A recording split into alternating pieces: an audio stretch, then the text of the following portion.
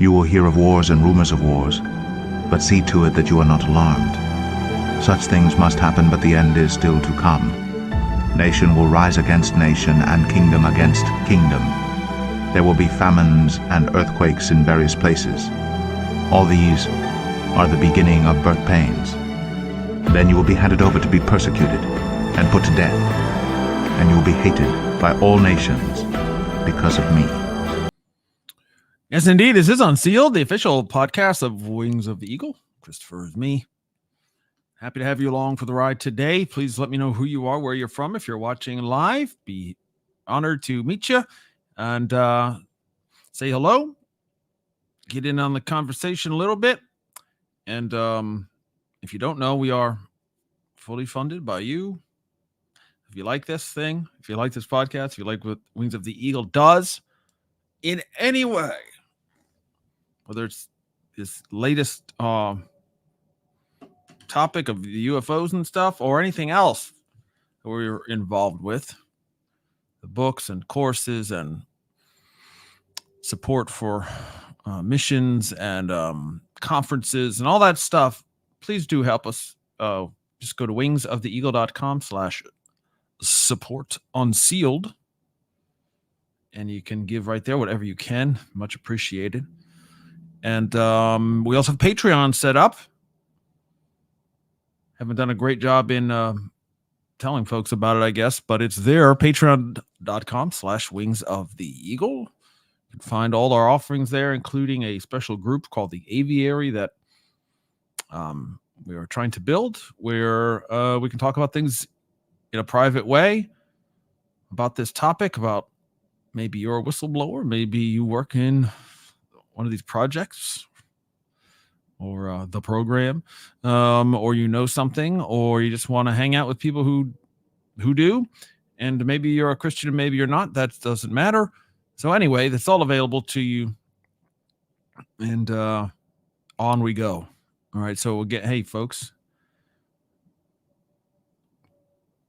it's good evening to our brother MS there, different time zone, but blessings to you, friend. Pod servant, welcome as always. Thank you. And please share this. If you can't support the podcast, you can at least share it and tell your friends, because it's pretty neat. Get good reviews when people listen. Anyways, okay, enough. We've been on this for, again, for the better part, over a year now, and more details about these incidents. For example, that when these public hearings happened last year, one of the witnesses was David Fravor, pilot, who told his firsthand witness testimony about what he personally saw, as well as his team, as part of, it wasn't just one airplane or one ship out off the California coast, but an entire carrier battle group. Hundreds of sailors, multiple ships, aircraft carriers, submarine, you name it. Everything was out there. So many eyeballs and instruments. And so what we know about that story is just getting more and more involved and interesting. So I wanted to fill you in on that if you didn't know, and tie it into, since I am a Christian, yes, I believe the Bible is true. I know I'm crazy for that, maybe, but I do. And one of the things that we've covered recently in the church that we operate, called End Time Church, is the book of Zechariah last year. At the end of last year, we covered that whole book, and part of it is very relevant to what we're going to be talking about today in the TicTac topic. TicTacs. Yes, not the breath mint, but the UFO. And what the heck does the Bible have to do with a TicTac?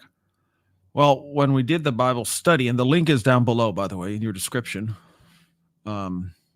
direct to the entire relevant portion of that study last year. It was called Part 3, I believe, of Zechariah. And we're going to pull up the teaching slides here just to find out what I'm talking about. So what do I do first? Let's do the actual news portion of it. There's a new story out in the Daily Mail. Christopher Sharp is one of the authors or reporters on that. Just came out 6 days ago. And I suggest you read it. The headline is Witnesses to 2004 TicTac shaped UFO sighting reveal shocking cover-up of infamous USS Nimitz encounter. Witnesses to an infamous 2004 UFO incident reveal TicTacs spotted flying at incredible speed. That's plural. TicTacs. Spotted flying at incredible speeds by top Navy pilots off the California coast were also picked up on sonar speeding underwater. Two Navy officers told DailyMail.com that masses of high-quality radar, sonar, and other data of the strange craft were sent to naval base onshore as they accused the government of a cover-up after the Pentagon claimed the data is nowhere to be found. Well, that's a textbook cover-up. You have a clear incident with dozens, hundreds, really, of witnesses, of instrument data, recordings, videos, not only from the ships that were out there, but radio, sent back to the shore. So there are multiple places where this information was known. And then to say it doesn't exist, well, you're either blatantly lying, or you destroyed the evidence and now saying it doesn't exist, or a bit of both. Either way, not good. Hello, Loanne, checking in from YouTube. Good morning to you, ma'am.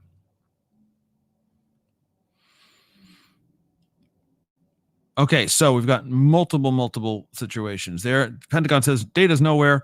A source who investigated the incident for the Department of Defense told Daily Mail that they were briefed about the sonar data from a nearby submarine that tracked UFOs, the ones we're talking about, moving at more than 460 miles an hour underwater during the shocking November encounter.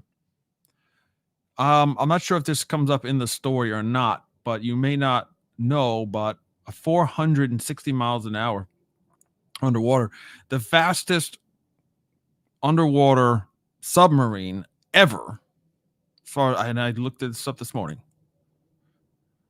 was about 50 miles an hour.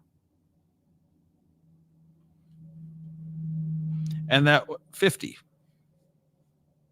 not 500. And that was a stripped down test run by a Russian sub in the 70s. So now it's loaded down with all kinds of stuff, and so now you can get up to about 40 miles an hour in your fast subs today. 40, okay, or 35 knots. Now this was talking 4. Yeah, that's right, brother. 400 knots. So that's more or less 10 times the speed of the fastest submarine we have ever invented. 10 times. Not a little faster, not even twice as fast. 10 times as fast. Are they lying? Is all the eyewitnesses and the instruments all making it up to sell books? I mean, I don't know what, considering that they've never admitted that it happened officially, right? So something weird is going on. Ahead of the 20th anniversary of the Nimitz incident, and my gosh, it's been 20 years in November. The revelations add a new intriguing dimension to the most prominent UFO case in recent history. By the way, there is video of this, the TicTac. right? It's one of the famous 3 videos that the New York Times published in 2017. So it's not made up. You can watch it. And the Pentagon says it's real, by the way. I mean, like, it's a legit video of a UFO, which they had to admit only after it came out.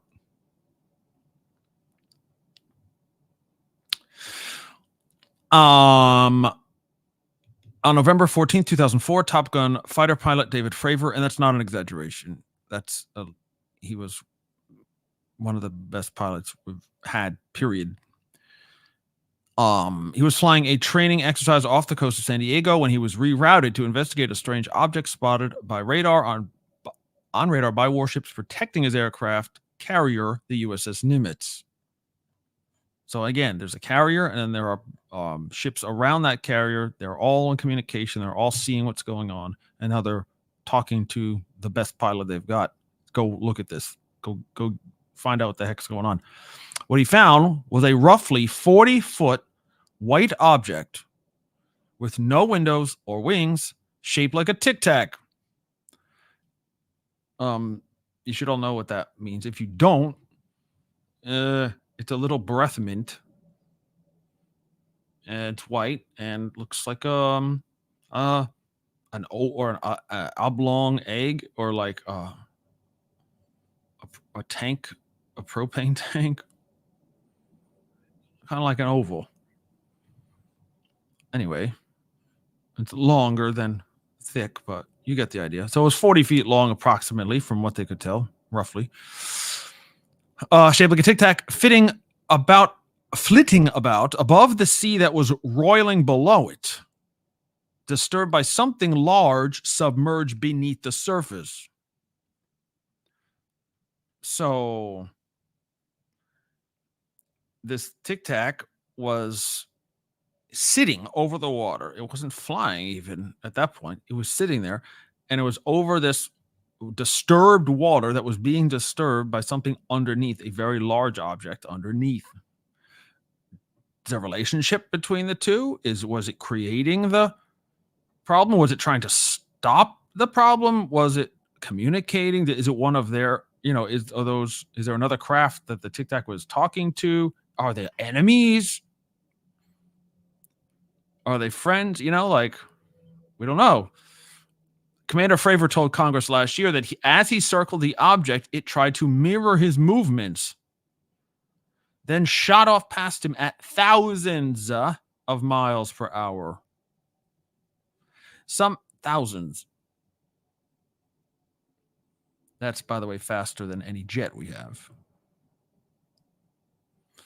And it's shaped like a tic-tac with no wings and no engines.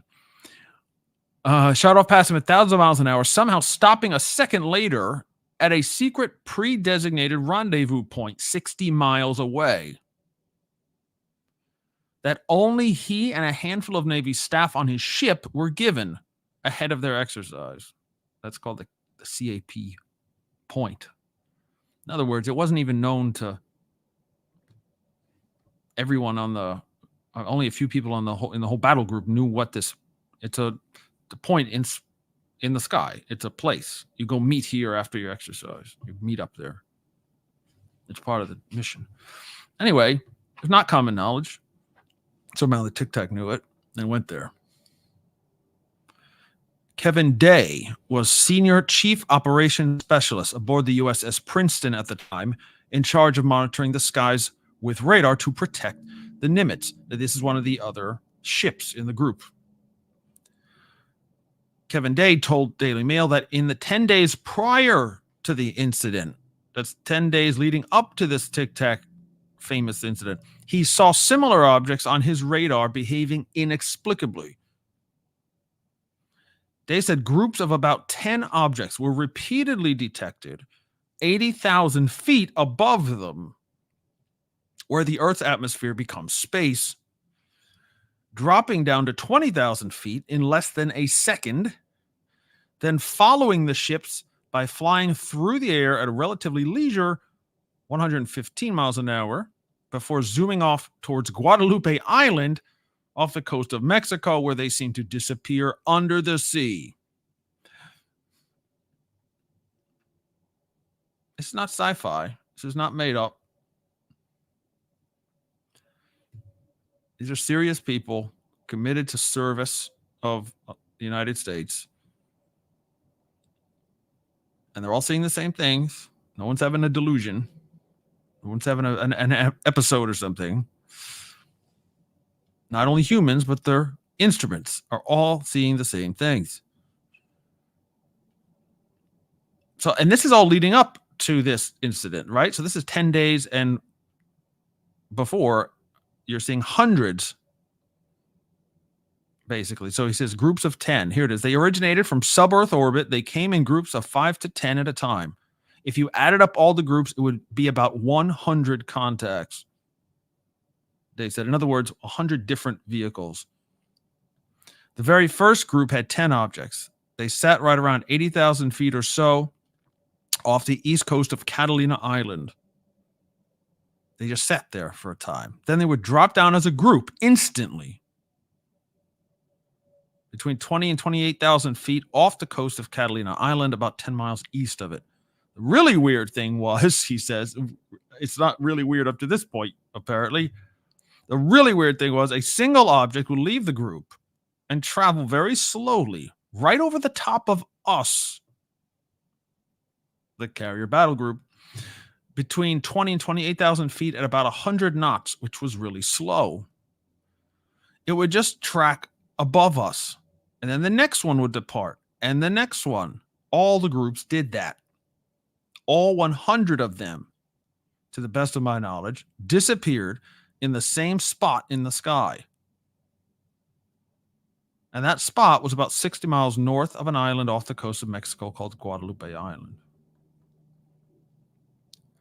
Everyone was looking at me like, what is this? And I didn't have any good answers. We agreed just to track and report. Of course, we made our intentions known to the admiral of the Nimitz, on the Nimitz.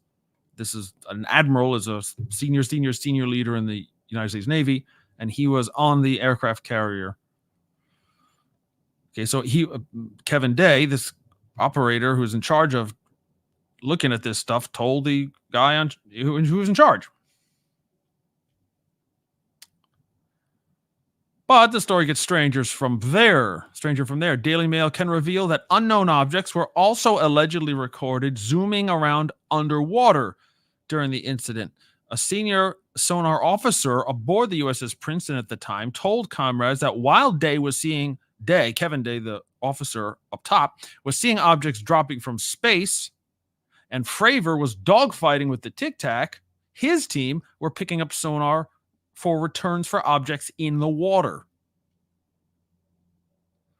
This shocking revelation marks a new element to the infamous story 20 years after it occurred. Sean Cahill, which if you're in this ufology thing, you probably know who Sean Cahill is. He's come out and is on all kind of podcasts and stuff.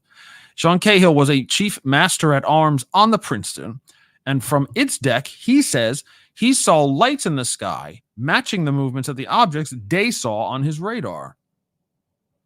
He says a senior sonar officer on the Princeton later told him about the underwater data. I was shopping in a local Navy commissary about a mile from my house. I don't want to read this whole thing. He said they were practically all around us. He says, man, we were tracking things underwater just as much as they were tracking them in the air during that exercise. The top sonar tech, who asked not to be named, did not dispute the story when contacted by Daily Mail, but declined to elaborate.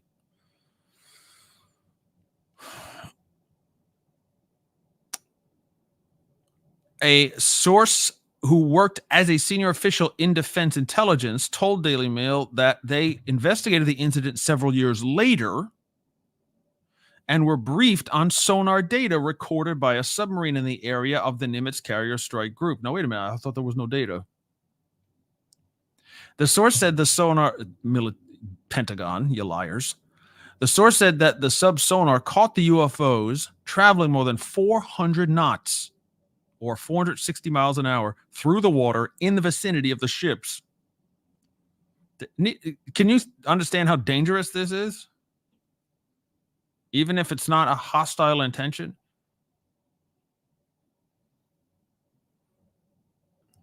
It's a nuclear submarine out there. underwater. There's a the Princeton and this entire battle group. I don't even know how many dollars that's all worth. All those ships. I mean, like incredible value and danger to those men and women who are serving on it. They said the ships were in the group were built on a 3-dimensional picture from combining the sophisticated radar and sonar, and that all the data was combined and sent to a naval base in San Diego. We shared all the combat information, put it on a data link, and sent it back to the beach. So anyone who was interested in these things could see our data. There's an underwater station called SOSUS, SOSUS, and we have towed array. Also have towed array. In other words, they tow along things to sonar so they can see under the water. So we have those 3 sonar devices going off for each ship, and all the ships are feeding the composite picture. So we have a really good 3-dimensional picture underneath the water. He said those records would routinely be kept for decades. And now all of a sudden they don't exist.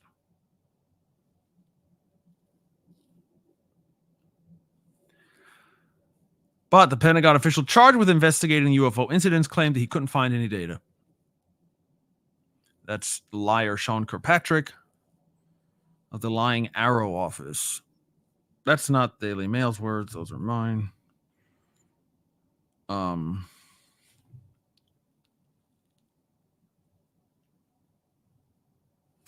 Okay, let's continue, and then we're going to look at Zechariah.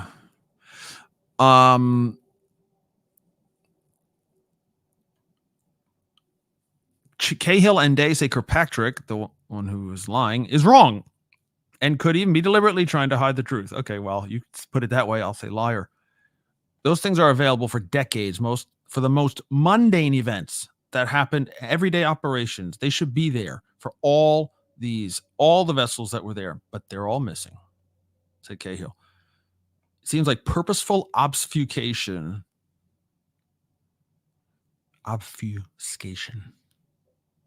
In other words, lying on purpose to cover something up. It seems like a dereliction of duty for them not to investigate with the most famous, well-documented case of UAP activity that we have. The most amount of witnesses, the most amount of assets placed on it, and it's public now. They completely ignored it. I think that's probably all I want to say on that. Okay, so let's go to the Bible real quick.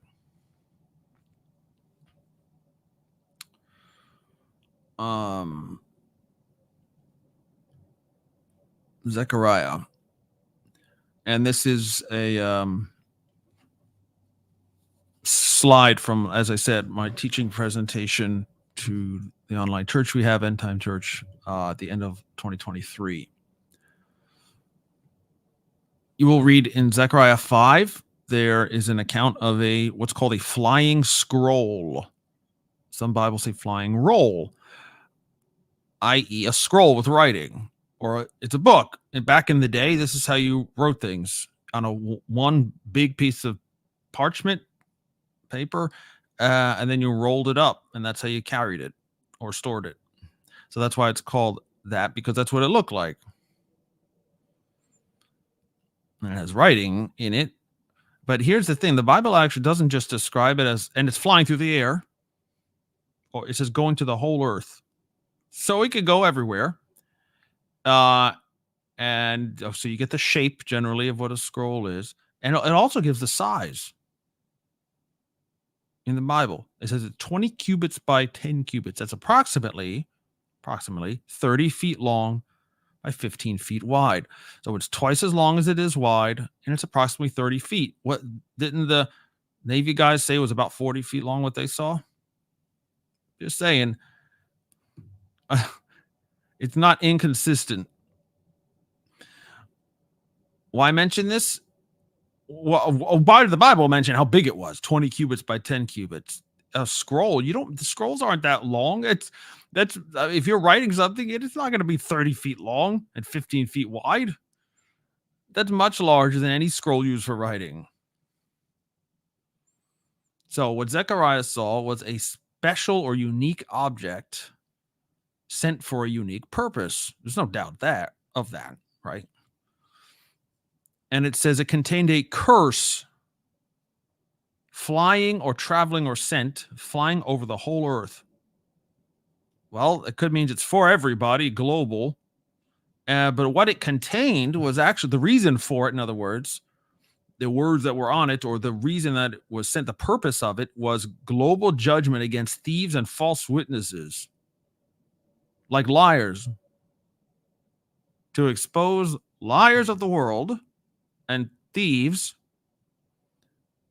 This flying tic-tac thing, scroll, will be sent everywhere, and it will cause those false witnesses and thieves to be expelled or cleared off or removed.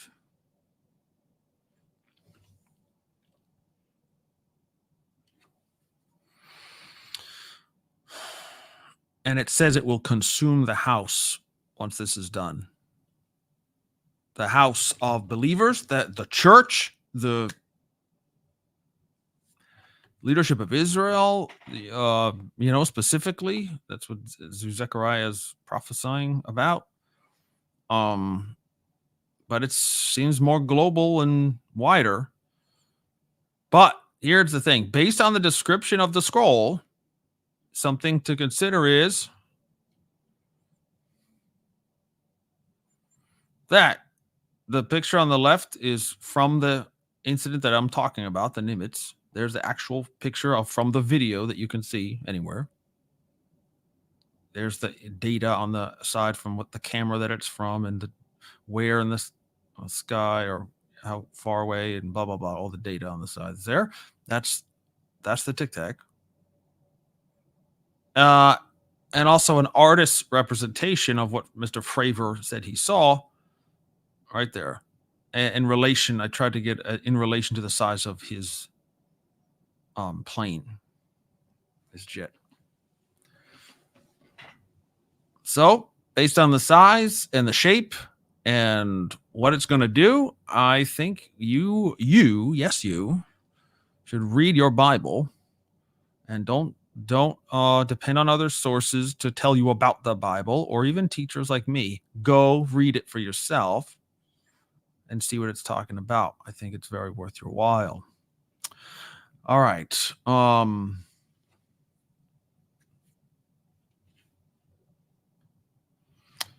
MS says, RUAP TicTacs 30 feet long and 15 feet wide exactly? We don't know exactly. That was a guess.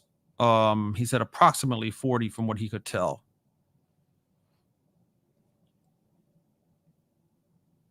And again, the shape of it it was fat enough. It wasn't a long pencil shape where it was 1 or 2 feet wide. It was significantly fat, but still oblong, so it was longer than wide. 2-to-1 ratio seems fair based on all the descriptions. So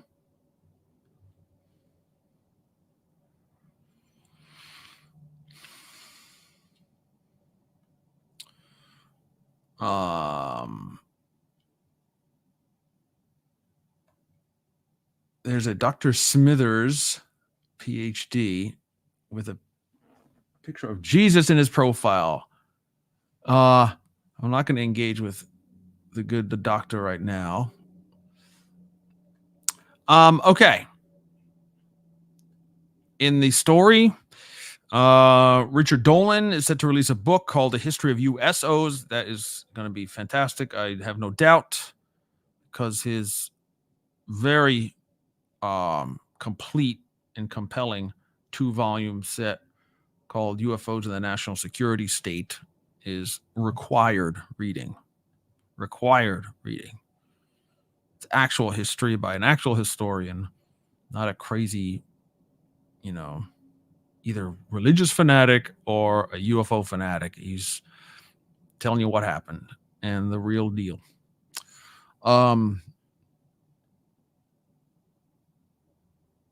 Yes, Madam Rex, it is. Some would say the most incredible because of all the corroborating.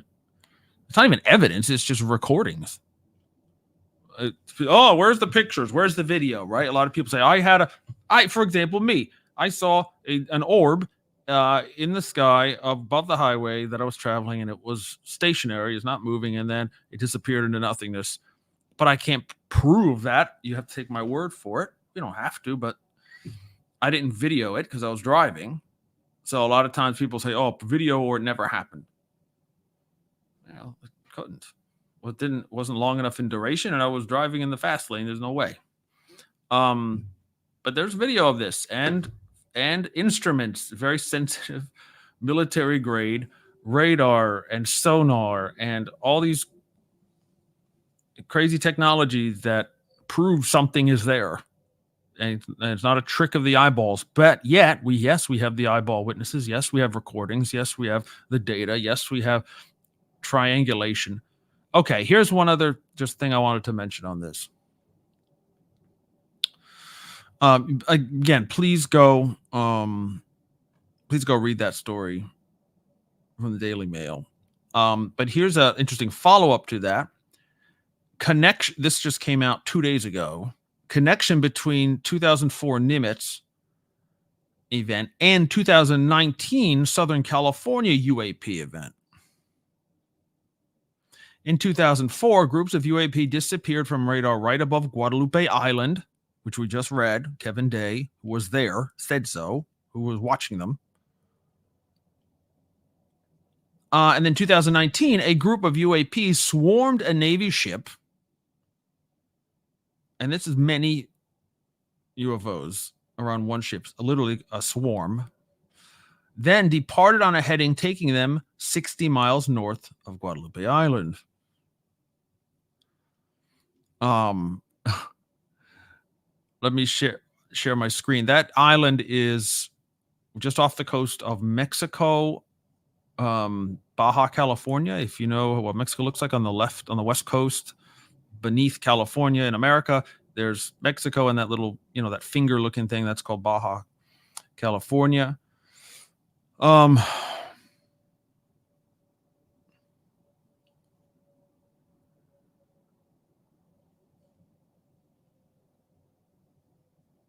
Hey, Dr. Smithers, and let's pay attention, okay? If you want to follow along with the podcast, that's fine, but please don't go on a posting binge here. Let's pay attention. We're in class. I'm not learning anything right now. You can pay attention. All right.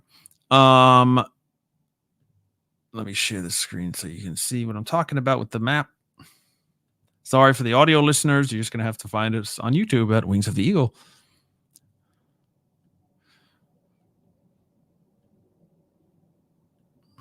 Okay.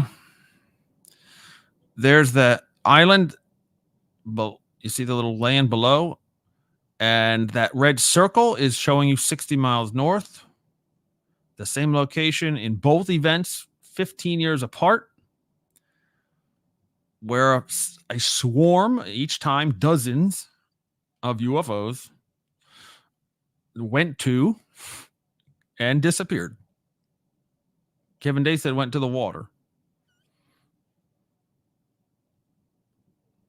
All right. That's where it is. There's Mexico on the right, Baja California, right? Here's something even more interesting. When you drill down, literally on that location, there's they're called Isla Guadalupe. That means Island of Guadalupe. 60 miles north, you get that little pin drop there, and then but zoom in on that where that is, and this guy here found out. Look at that. There's a perfectly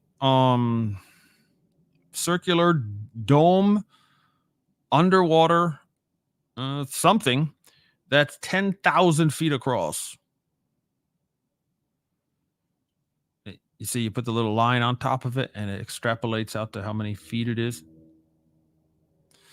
So there's 60 miles north of Guadalupe Island. There just happens to be a perfectly round dome for some purpose that doesn't look natural That's 10,000 feet across.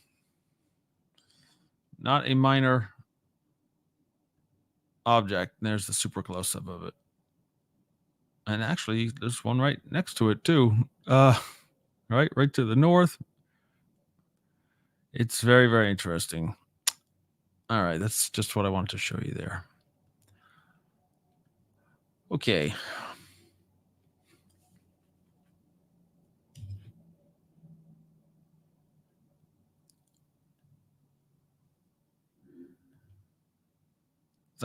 All we ask for is respect, Doctor.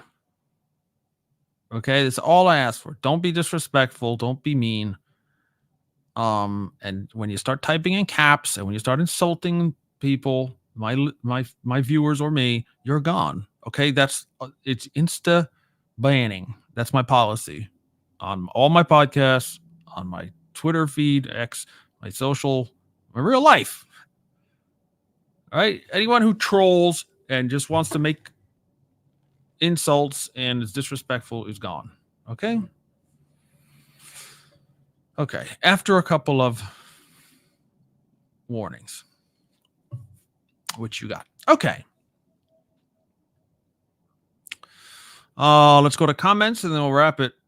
TicTacs are said to trouble the house of God in Zechariah 5. Well, I mean, if you want to look at it that way, there's the flying roll with judgment that goes over the whole earth and it flies through the air. That's all in there. And the purpose is to, what was it? Bring down the house, basically.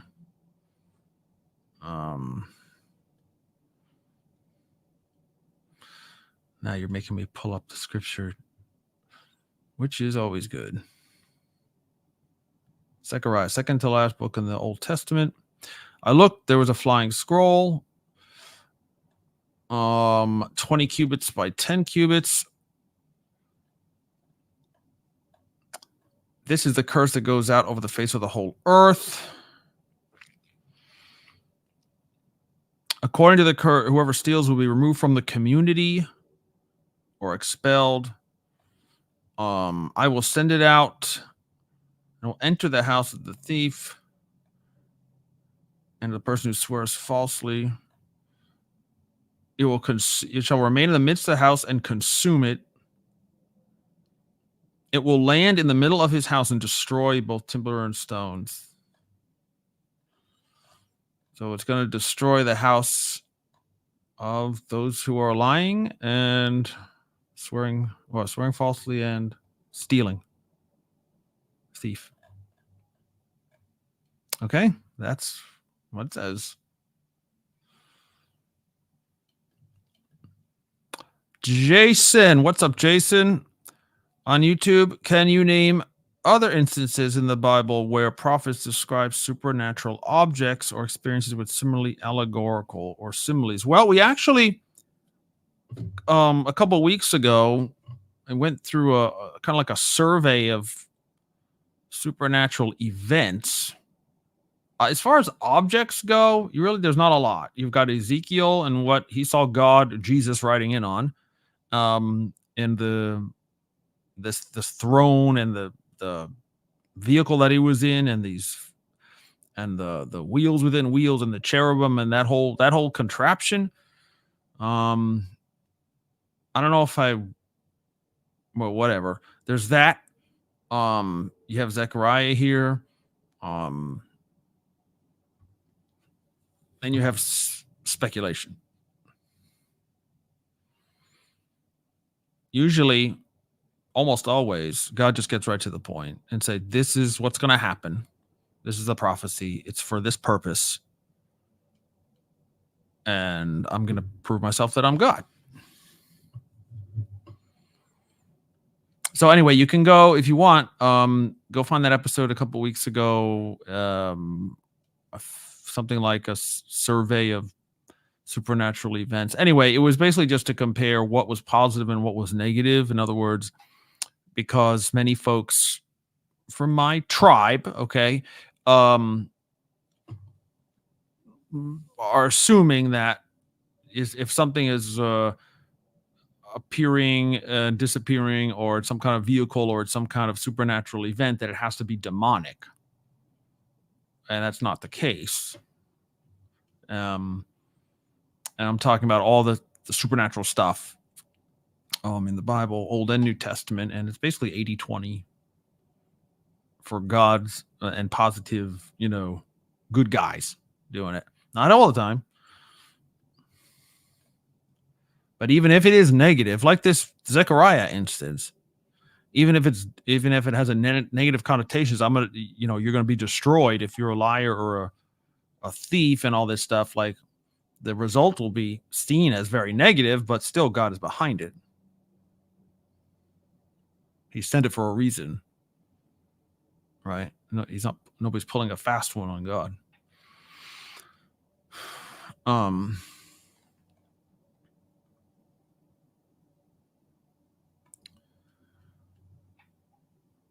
UAP sightings are a sign of a curse. I don't know that I would say that, Mokul. I'm just saying, in that instance, in Zechariah, you have something that looks like what some have seen. And that particular thing was for a curse. Yes. Now remember, I saw an orb.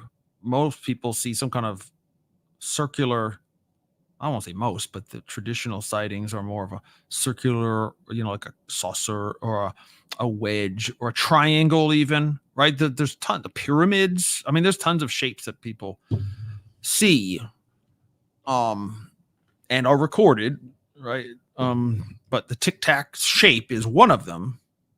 Yeah. Now, that's being said, TicTacs have been seen since the 40s, the 1940s. So it's almost 100 years on here,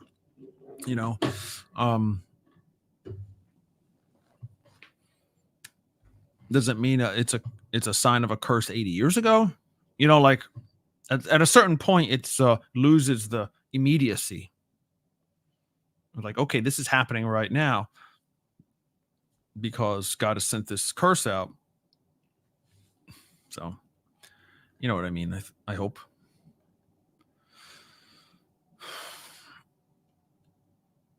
UAPs are very interested in nuclear tech. They seem to be. Was nuclear tech developed after studying UAPs in the possession of the U.S. deep state? Studying UAP, I don't think anyone could know. It as far as we were aware, militarily speaking, it coincided with the first nuclear test, and then after we dropped the atomic weapons on Japan is when UFOs really kind of exploded on the scene in the 40s. So, but that wasn't the first time. But as far as the interaction with that technology, but there were the Foo Fighters, what so-called, of the 30s and the 40s that were in Europe, that were orbs, basically, following our Allied and Nazi jets around in the sky, like outperforming them and zooming past them and stuff. And tons and tons of reports of those. So that was way before, somewhat before the nuclear weapons. I remember there was a race for it because Hitler was the first one who was trying to do it. Maybe that's why they showed up in Europe. Maybe somebody understood what they were trying to do. I don't know. But bottom line is, before there was nuclear technology by humans, UFOs, UAPs were showing up. At least somewhat before. But they do, your point is, they are very interested in it for some reason. Now, that leads a lot of people to assume that they know why.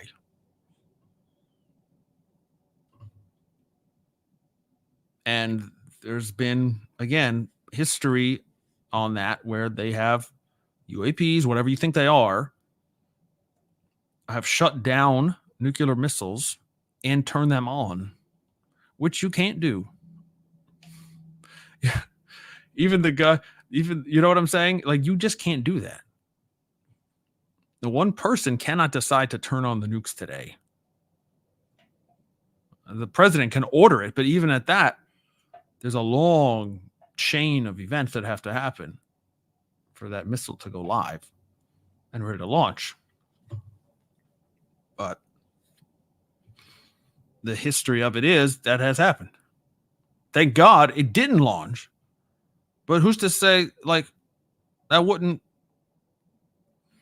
be seen by your enemy and say, oh, they're launching right now, we got to launch. Yeah, we came very, very close to that.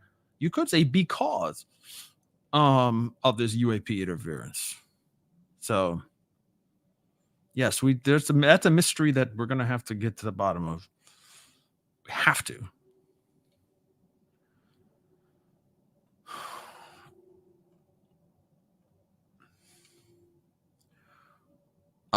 When you say the scroll of judgment flying over the earth, reminds me of the angel in Revelation who flies over the earth. Well, flying over the earth is in common. That angel, though, is proclaiming the everlasting gospel, it says, though, right? That's definitely not a curse. But yeah, I mean, you got international, wide range, long range, flying stuff in both those places. The woman in the lead basket ? Yeah, that's not part of the Tic Tac situation, but it also is.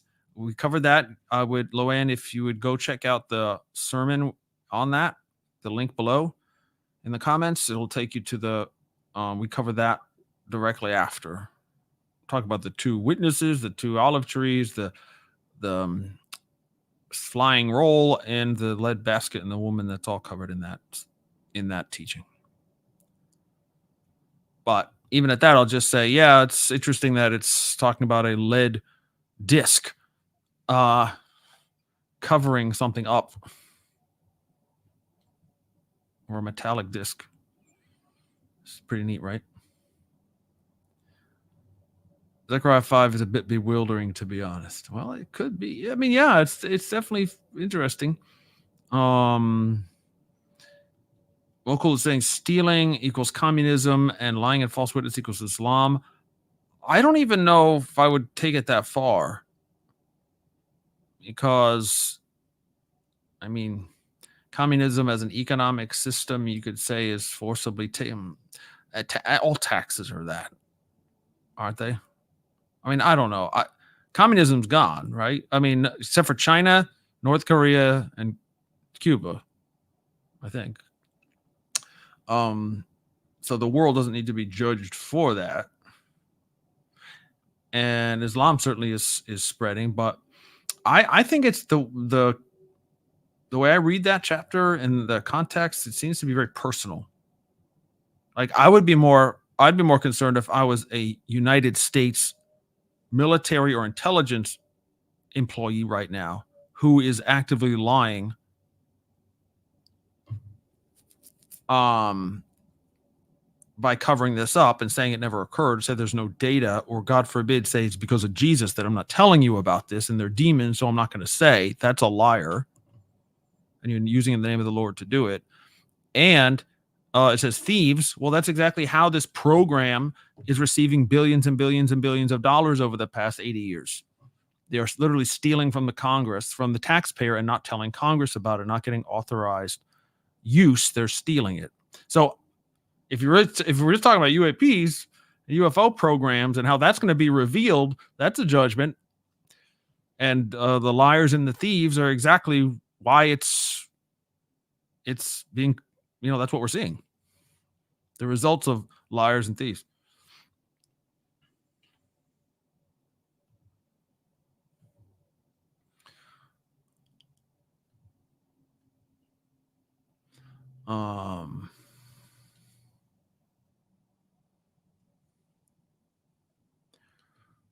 We have tribes now. Oh, what I said earlier about my tribe. It's being conservative Christians.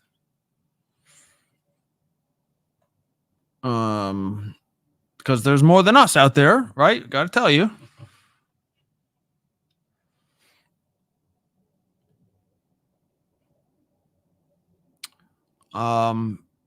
Jason says, thank you. I'll look again at the wheels. Within the wheels, I appreciate that you're staying objective and sticking to what is said in the scripture rather than jumping to conclusions, as I hear often. Well, bless the Lord, man. Thank you for saying that. And that's really what I'm trying to do. Honestly, like, that's my goal,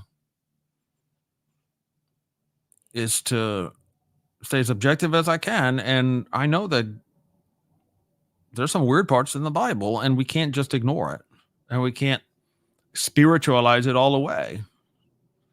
There's going to be some seriously weird stuff. There has been, and there is, and there will be, that we may not understand unless, we're really in our Bibles about that. And not necessarily saying, well, I don't get it, so it's demonic. It's flying in the air, and there's one verse about the air and Satan, so therefore it's evil. Okay. I mean, the conclusion may be right eventually, but you can't say it yet. We don't know that.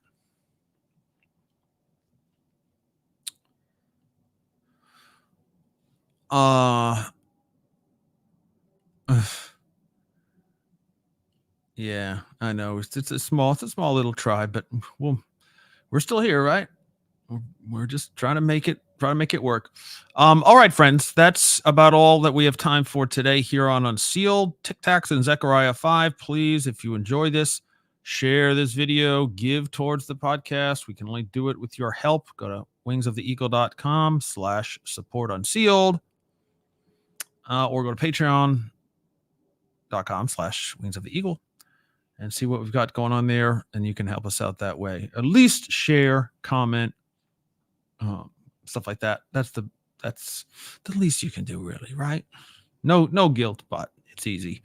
Okay. I understand there's so many podcasts out there, and they're even about this topic, or they're about UFO stuff. Everyone's got something going on, or some favorite person that they have, or, for news or for info, or for I listen to this podcast and this one and that one. And people, they all have their armies of likers and sharers, guys. So I would like you to be that. You're going to have to do that. No one else will. As you say, this tribe is very small, so we got to be efficient with the materials that we do have out here in public, right? So we have the UFO podcast stuff, and then even the Christian side, who does not want to talk about it or just dismiss it completely. So we're in a very small, unique space right now. So if you agree, if you're on this journey with me and with us, make yourself known. Let's support it together. Let's do it together. Okay? So this is what the Lord's up to. There's no doubt. He wants us to stick with him, obviously. Stay in the Word of God, stay in the Spirit of God. But also watch what I'm about to do. And you wouldn't believe it if I didn't tell you. That's what he told Habakkuk, right? All right. Love you guys. Until next time, this is Christopher Manti. Find me on the X platform at Manti4. That's the best way to interact with me and get in touch. But we do have an app, speaking of our church that we mentioned earlier. Go to endtime.app. Endtime.app. It will lead you directly to your app store for whatever device you're using, and it's totally free. And you can use it